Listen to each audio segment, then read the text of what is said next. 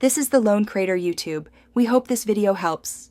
You start by signing up and grabbing your Shortpixel API key.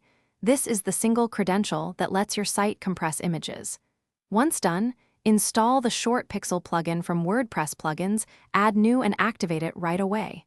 Next, paste the API key into Settings Shortpixel and save changes so the plugin registers.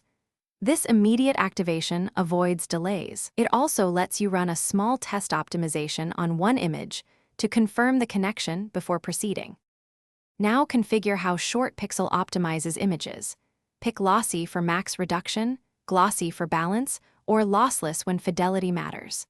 Then set size limits and enable WebP conversion to serve modern formats. Make sure Backup Originals is on so you can restore if needed. Once configured, use the bulk Shortpixel tool in the media library to queue images.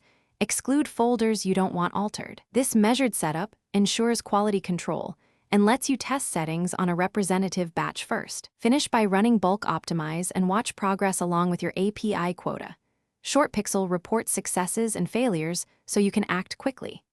If you see compression artifacts, restore originals using the plugin and reprocess with a gentler setting.